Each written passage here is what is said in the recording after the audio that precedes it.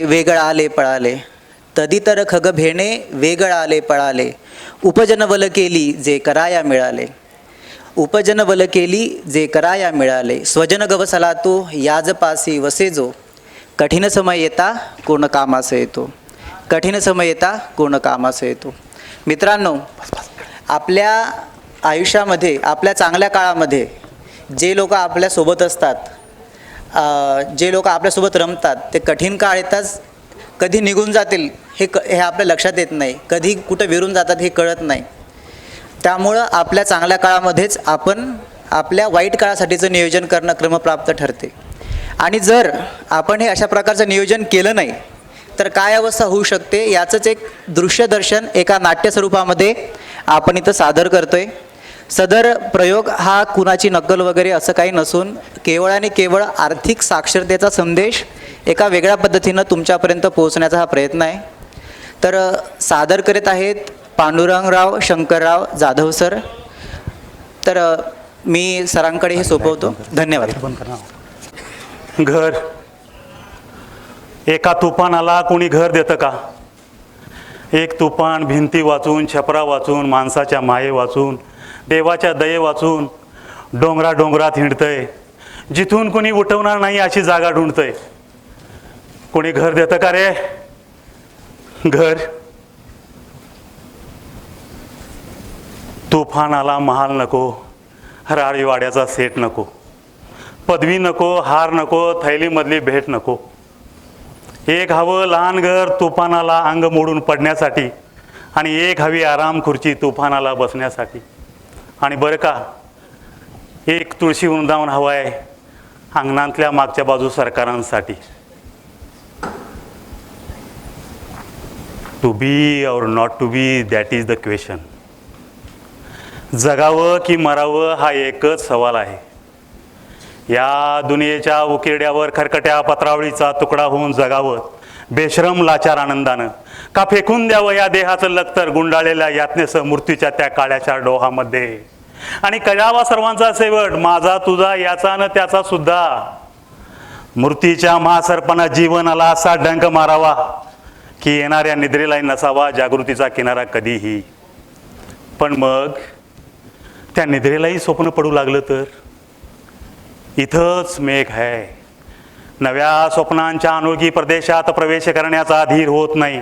म्हणून आम्ही सहन करतो हे जुने जागेपण, सहन करतो प्रेताच्या निर्जीवपणाने अभिमानावर होणारे बलात्कार, अस्तित्वाच्या गाभाऱ्यात असलेल्या सत्वाची विटंबना, आणि अखेर करुणेचा कटोरा घेऊन उभे राहतो खालच्या मानेने आमच्याच मारेकऱ्यांच्या दाराशी.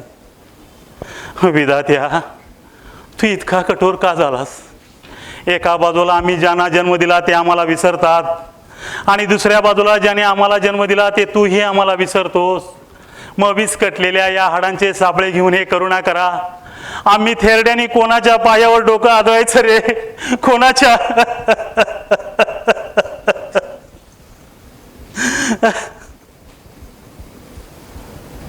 दूर व्हा, सगळं निरर्थक आहे.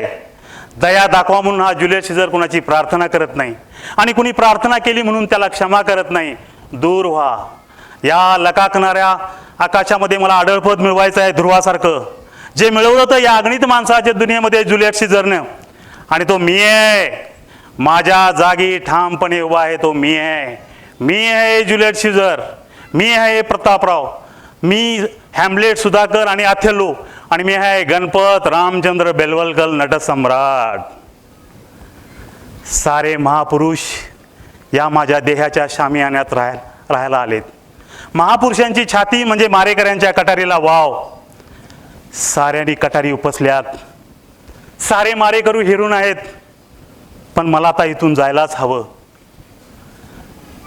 प्रवेश सरला, अंक बदलला.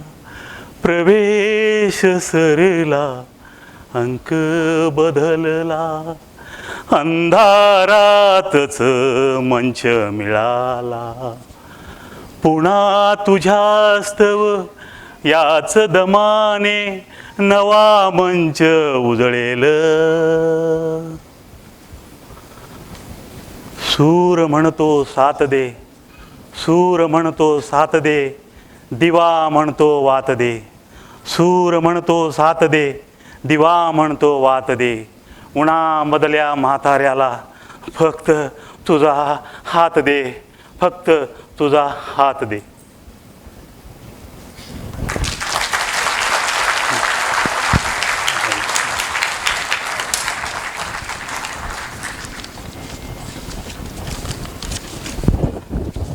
अरे पडत. धन्यवाद पांडुरंग जाधव सर.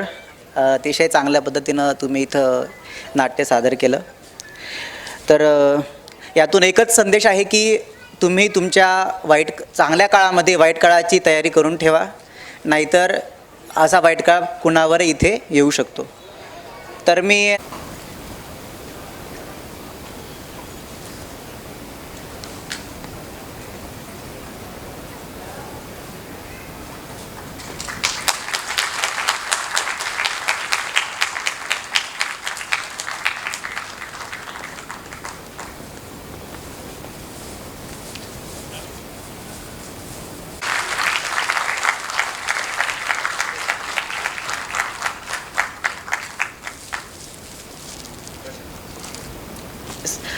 तुम्हा सर्वांना फीडबॅक फॉर्म दिलेले आहेत.